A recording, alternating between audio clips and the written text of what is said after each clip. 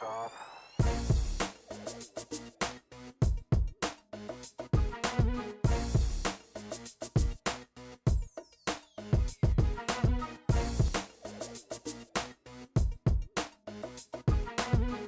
It's the first episode of the Cardinal Report in 2016, and North Central sports teams are in mid-season form.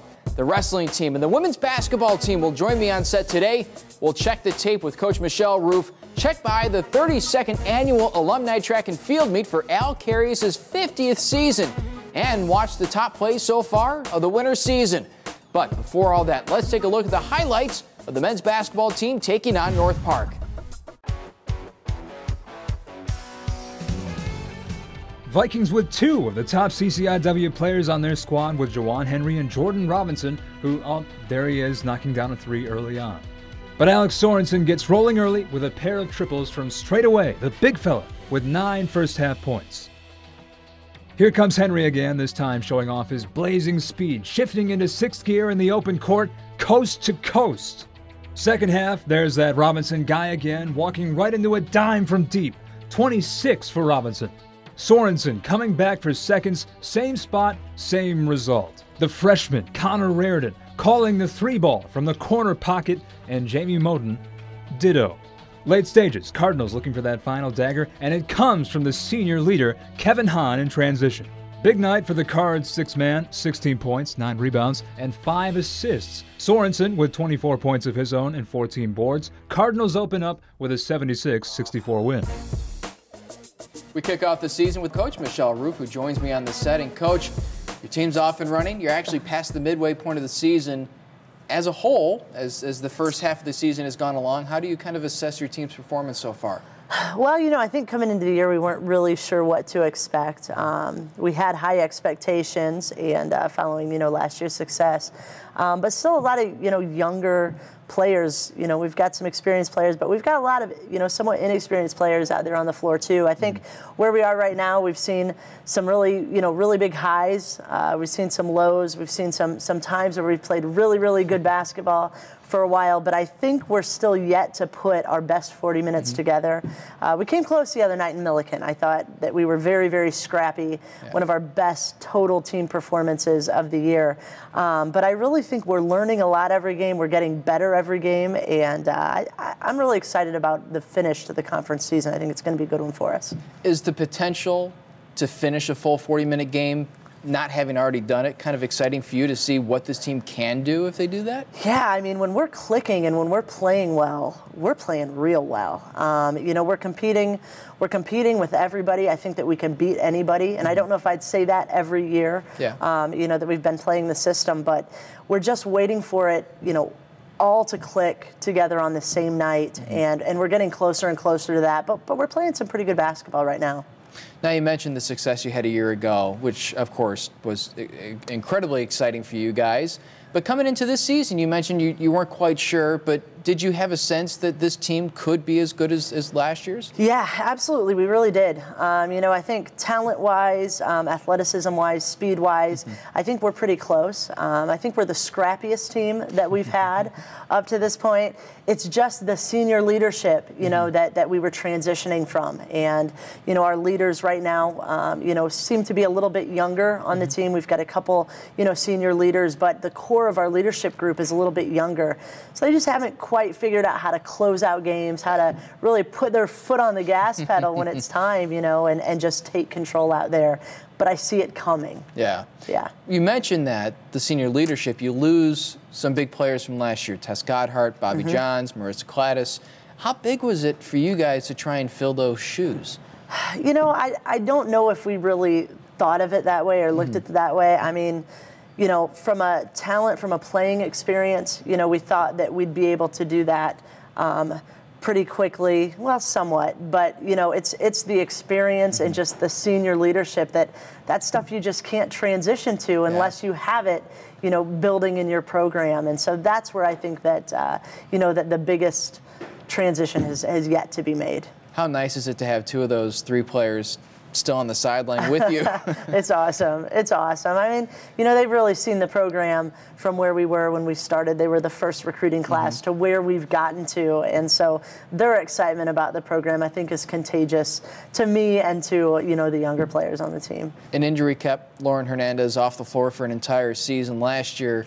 How nice is it to get her back on the floor, and not just on the floor, but also having her teammates kind of see the process that she had to go through to get back on the floor? Well, it's been awesome. I mean, you know, she went down. She was out, I believe, about 16 months, you know, is how long her rehab process took. And from that time, just to get her back, to see the progression, we never knew. You know, we never even really knew until November 18th, November 19th, you know, if it was really going to happen, if she was going to be able to come back. And, you know, she started off a little slower in practice, obviously, trying to find her way and get her footing again. But she's just a great player. She has a lot of passion and heart for basketball, and she's an inspiration to the rest of our team. It's been a good boost for us. Now, before I let you go, I want to check the tape, and I want to go back and I want to actually get your kind of reaction to 3 plays that we saw in the last game that we were able to take in. Sure. It was against the North Park Vikings, and the very first play that we're going to look at is an offensive set that Mason Whipple kind of initiates. Yeah. So in this set, coming down the floor, we knew that we wanted to get our 2 open for a shot. We don't run a lot of sets within the you know, 40-minute structure of a game, but at times we feel like we want to get the right person, you know, with the basketball in the right situation to score it. And we felt like we wanted to get a shot from Michaela at that time. Thought we could do it, saw something there, and were able to execute it well, got the shot, and knocked it down. Now, the second play, another offensive set. This one was a little bit broken off the top, but the ball was actually fed into Jamie Cooney, and she kind of initiated it from there. Yeah, so in this set, late in the first half against North Park, they decided to go to a zone. They had been playing man-to-man up until that point. I think they wanted to rest their players a little bit the last few minutes of the game. They went to a zone, so we got Jamie in the high post. I would have liked to see her attack, get to the rim on that play, but they know that they can pull up and take that shot, you know, if the defense is sagging off. She did. One of our biggest aspects is offensive rebounding. You know, Aaliyah got in there and got the board and put it back in.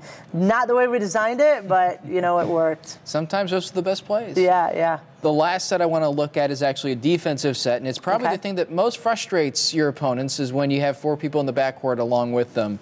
I mean, I guess the signature of you guys is that constant glove-like defense. Yeah, you know, our biggest goal defensively is we want the other team to run with us.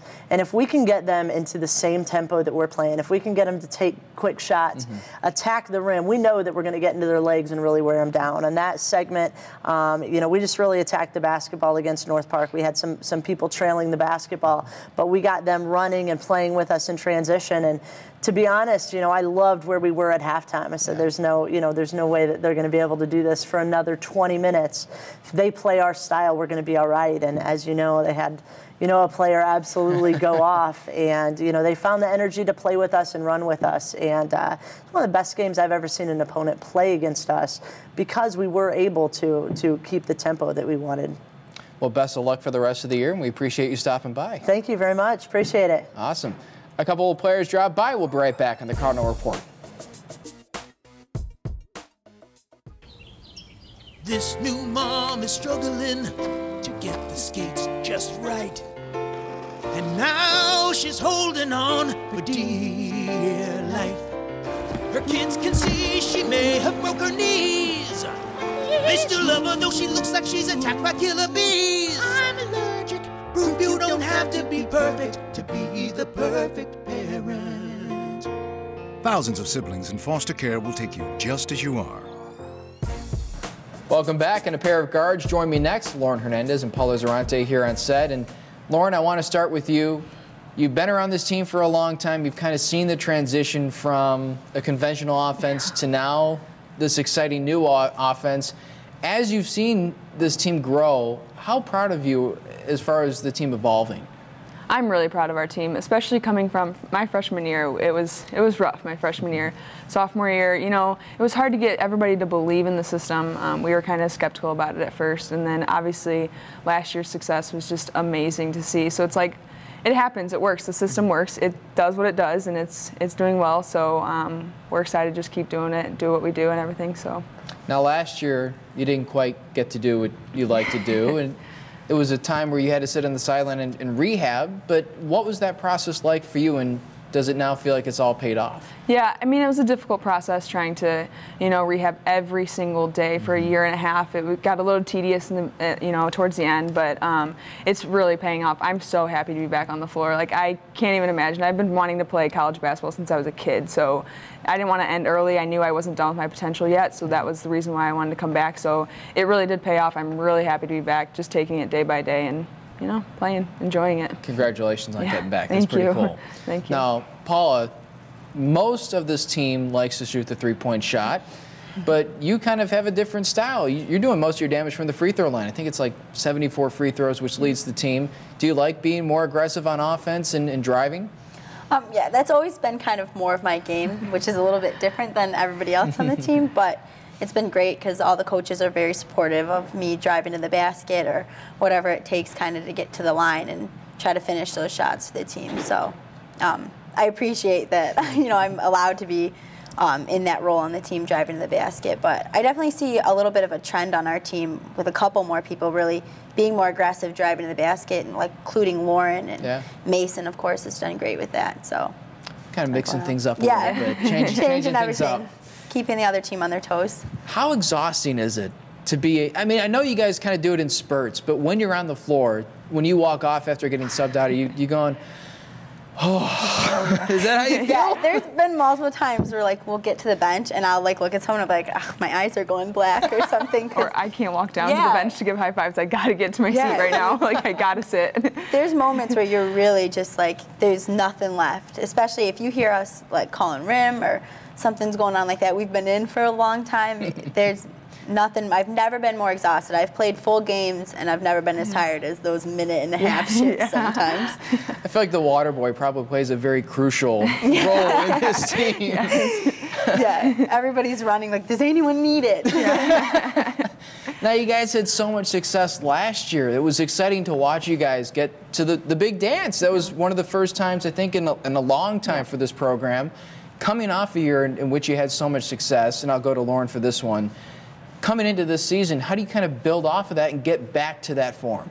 That was our #1 goal. I mean, when we were asked our goals in the beginning, that was, everybody had said that. It came out of everyone's mouth that we all wanted to get back there. It hasn't gone the way we exactly wanted it, especially since last year they went 13-0 before going into conference. So we've hit our ups and downs. It's been rough, but we still have a whole half of conference left, and we're still sitting in a really good position. I think we have a really good chance of still making it, especially if we can get that conference championship, take that, and just go and get the automatic bid in. We still have a good chance. I'm excited to see and finish off conference, see where we're at. Non-conference seemed like a pretty tough schedule too. It was a pretty brutal slate for a large part of it. Paul, I want to go back to you because we mentioned to Coach Roof, you guys missed a couple players that left this year. One of the biggest ones was Tess Goddard, but Therese Peterson has come in, and she seems like she's done a really good job in that role. And how have you guys kind of seen her grow into her variety of roles?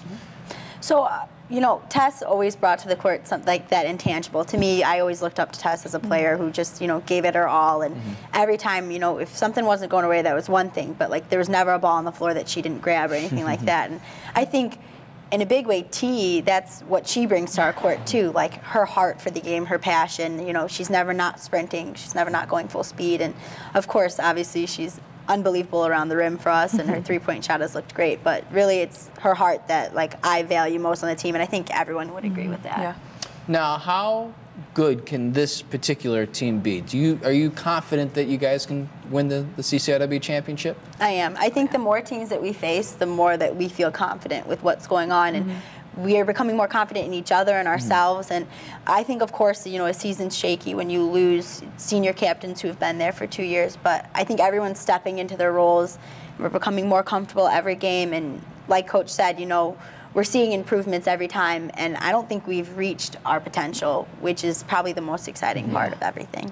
Well, best of luck to both of you and to your team for the rest of the season. It's going to be fun to watch you guys. Thank you very much. Thank you for having us. We're taking a break. When we come back, it's the 50th season of Al Carius, celebrated on this week's Cardinal Corner. We'll be right back. Introducing a new day of the week. Someday, Now, everything you were going to do someday is on the calendar. Want to retire someday? You'll really want this. A My Social Security account at socialsecurity.gov. You can estimate your future benefits and manage current benefits online.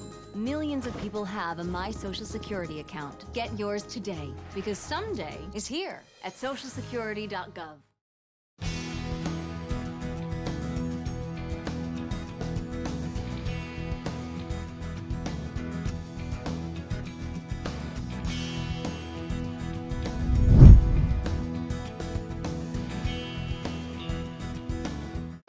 A measurement of time long enough to foster legendary status. A measurement of time long enough to genuinely impact the lives of thousands. 50 years.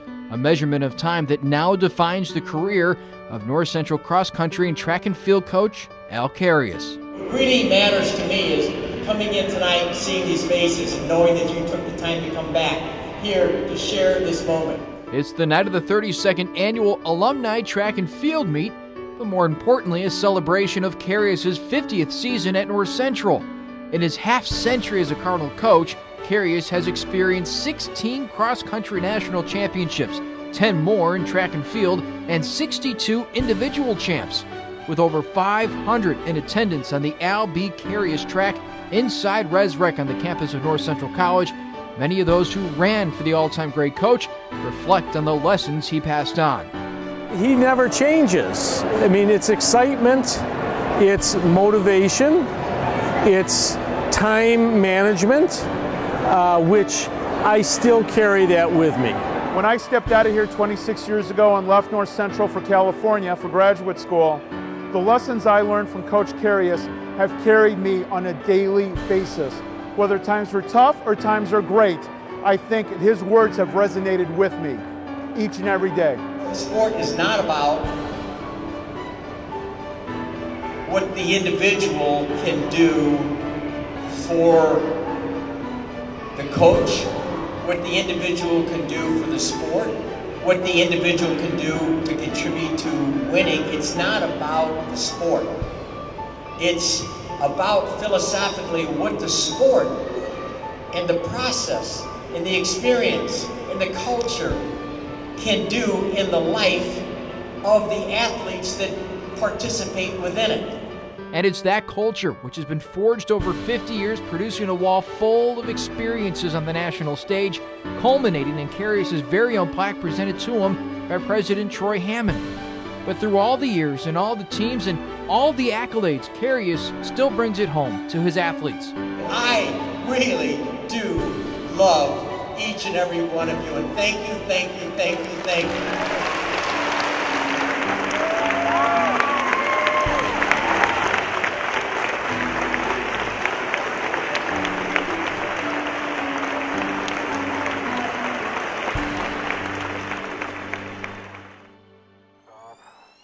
Welcome back. Now time for Coach Joe Norton and the wrestling team to take over the hot seats. And Coach, you got some fantastic wrestlers this year, and you guys have gotten off to a pretty decent start. As a whole, how do you kind of assess the early portion of your season? I think we've done well so far. We've gotten significantly better from the beginning. I think every guy in the lineup, even the guys that are not in the starting lineup, significantly better than we were on day one, which is good. So that's what we're looking for, is to always improve. So whether or not we're winning right now isn't really important. You know, we don't need to necessarily win until we get to the conference and regional tournament, but we need to improve. I feel like we've done that. So if you're looking at it that way, I think we've done a great job so far.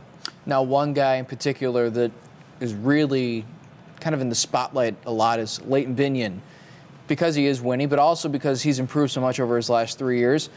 How much do you kind of enjoy watching him perform on the mat? Well, everybody likes watching him. He can do some things that most people can't do. He's pretty explosive and he's pretty talented. And a lot of that comes from, he's been wrestling a long time and he loves wrestling. He'll, he's always thinking about wrestling and always studying wrestling, and he's always asking me questions like, well, how about this? Would this work? What if I did this way? So he's got his own style, and it's fun to watch because he is so athletic and he can do a lot of things that a lot of us can't. But yeah, it's always fun to have someone that you can count on for a win, 98% of the time, so that's good. Now you got two guys that are going to be on the show in a little bit that are pretty good wrestlers in their own right, and Tardy and Eric Kirkman, but those two guys are kind of your senior captain leaders, and how much leadership do they provide, and how crucial is that for you to kind of lean on? Quite a bit, and that's good. And you realize, I realized when I spent 1 year at Knox College, when you don't necessarily have that kind of thing, you realize how important it is. And those guys are like an extension of the coaching staff, and I can, have them, I would feel confident leaving the room with those two guys in there and just having them, run the show. And they demand the respect of the guys on the team, even those that are juniors. And so guys watch them, and when you see how laborious they are and the things that they do, you realize why they're good and why they're winning matches. And so that kind of rubs off on other people, and they want to start doing the same things because they want to be successful too. So I think that's good. Now you have a big team. I mean, there's a lot of guys on your roster. How does the rest of the team round out? I mean, there's some guys that have seemed like they performed very well this year. Yeah, what's exciting is we have some really good young guys. Ben Williamson's a freshman this year that I want to say right now he's probably about 15-7 or 15-8, which is good. Not many people win 15 matches as a freshman, and we're just barely halfway through the season right now. Looking at the regional tournament, feeling like he's someone that could qualify for nationals as a freshman. That's something that's only been done twice in the history of North Central Wrestling. So somebody that we're excited about. Imonte Logan came in for us this year at heavyweight after not wrestling last year. So technically he's a freshman. Excited about him. He was in the national rankings after the first tournament that he wrestled. So some of those younger guys we're pretty excited about too. Imonte was on the program for the Red Zone, and he seemed pretty excited to come wrestle for you guys. Yeah, he is.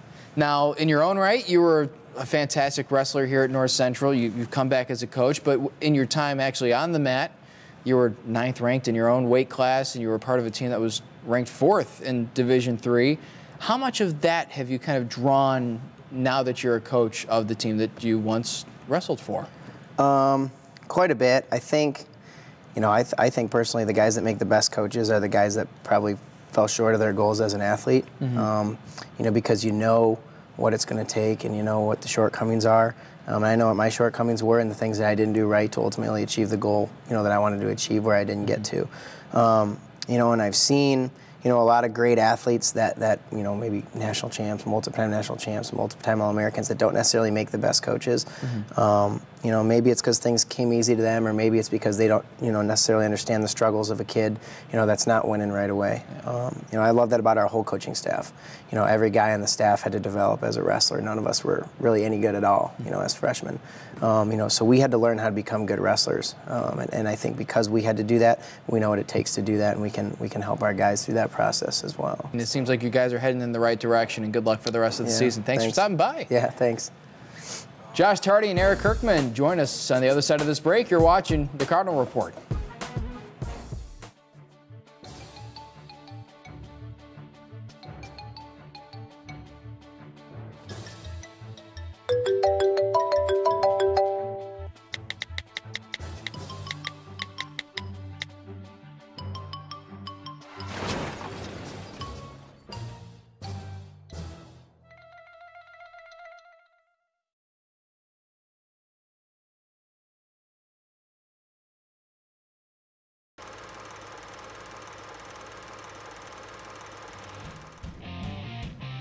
It's time for the Cardinal Report's Play of the Game. With the game in its early stages and teetering back and forth, Caroline Heimerdinger ignites North Central with a big 3 from downtown. From there, the Cardinals would go up by as much as 23, with Heimerdinger acting as the catalyst. The Cardinals beat Augustana 98-75, giving the Guard TCR's Play of the Game. Don't worry, the 74 people were picked before me in the NFL draft. To fight childhood obesity, United Way and the NFL are helping kids play more. To donate or volunteer, go to unitedway.org/play60. Now I get it. A couple of guys who, let's face it, could probably kick my butt. Join me on set, Josh Tardy and Eric Kirkman joining me. And first thing I want to get to, Josh, you're one of the 2 senior leaders on this team, actually 3. How's the leadership aspect kind of been for you to lead some of the young guys on this squad? It's been pretty good. It's been pretty easy, definitely, especially with him, in the room alongside of me. And a lot of the freshmen coming in. We got some good kids on the team, so it makes it pretty easy to become a leader, just pretty much doing my daily routine, and doesn't really affect me that much, so it's nice. Eric, how much have you guys kind of fed off each other kind of growing up together in this program? Yeah, it helps being roommates too, because even when we're not wrestling, we see each other, when we're doing our homework, when we're going to eat, we're always together. And that the camaraderie that Josh and I have built is definitely something that helps us when we step out on the mat for a duel. The chemistry is definitely there, so it's helpful. I feel like a lot of people think this is more of an individual sport because it's one-on-one on the mat, but you kind of take a step back and you kind of look at the full picture of the meet, and there's guys yelling left and right. Do you guys find that a lot of times that, it's more of a team sport in that regard? Definitely. Makes it a lot easier, especially, someone like him in the room, because you can't really get as far by yourself. So having people like him in the room, makes you definitely a lot better, but it also pushes me to, want to do more. So I basically just wrestle for my team. If I'm okay with not really losing, but I want to win because of my team. That's what pretty much pushes me. Now, when you're on the mat, I've always been curious. I never did wrestle, but when you're on the mat, you're so close, obviously, to your opponent when you're on the mat. Does that kind of coaching from the sideline impact what you are doing when kind of in the heat of the moment? Yeah, a lot of it, especially Joe. He's kind of intense. He likes to get up close and personal and yell at the refs, and that's pretty much one of the reasons why I want him to be my coach, is because he'll go to war for you, and he's pretty much in your ear the whole time, and you definitely know where he is just by him yelling. So that helps a lot too, especially knowing you got a coach that's there to go to war for you. So. Now, Eric, when did you kind of realize that your passion in sports was wrestling? Well, for me, it was kind of actually late in growing up. I started wrestling freshman year of high school. So, a lot of guys start when they're real little. But I was introduced to the sport when I was, 14, 15 years old, playing football. And then the head wrestling coach at Lamont was the football coach, and he kind of suggested it to some of the guys. So myself, my brother, a few of our teammates, we kind of went out for wrestling, and then the rest is what it is. Kind of fell in love with it? Yeah, definitely. What about you, Josh? What kind of draws you to wrestling? I was pretty unathletic when I was little. So my best friend's dad was the head wrestling coach for the kids club. So eventually I kind of got into it, and then it just stuck, and I've been doing it ever since. And it's just been one sport my whole life. Now, your coach, we mentioned it in the last segment, he wrestled here at North Central, obviously to great success, and now he's back. How much for you guys, when he kind of instructs you to do certain things, do you think, he's been through this, he knows what he's talking about, I should be following his example? Yeah, we had some trouble early on with some of the younger guys, is maybe not believing or not thinking that he had maybe not as much credentials as you'd think as some other coaches, but I mean, for me, I know where he came from, growing up through high school and through college. Kevin Bratlin was his head coach. So I know where he's been and what he's capable of, and especially having Jake, our assistant coach, coming in, has definitely helped me out a lot. So we had some trouble early on, but, we got it pulled together. Now, Eric, you guys just recently took down but at least went down to the wire with the 9th-ranked team in the nation. How much of a confidence booster for you guys is that to know that you guys can compete with the best? Oh, that's a huge confidence booster for us to go with a top 10 ranked team like that and lose on criteria when we tie, forfeiting our 125-pound class. One of our best wrestlers. Not everything was working out for us maybe that day, and who knows what it was like for Cornell, but to wrestle that well, that was our best stuff that we could have brought to the table against a top 10 team like that. That's huge going forward, midway through the season right now. So I think the logical last question is, what's in store for the rest of the season for you guys? National title. That's what I'm looking for. See this guy wrestle down at Nationals with me. Some freshmen. We got some good freshmen on the team. I'd like to see Ben Williamson break through, wrestle down at Nationals. Leighton Binion be on the podium with me. Amante Logan. Yeah, be sweet to have him up and down there. The lineup. Yeah, we can. 2-3 guys deep. Possibility to fireworks have coming for sure. Five All-Americans. 5 kids wrestling down at Nationals, if not more. So that's what fires me up, is just thinking about that. Seems like some pretty awesome goals to me. Yeah. Thanks for stopping by, guys, and best of luck moving forward. Thank you. That's all the time we have on the Cardinal Report. Thanks to all of our guests who stopped by. For everyone here at NCTV 17, I'm Kevin Jackman. We'll see you on the 28th of January for another brand new edition of the Cardinal Report.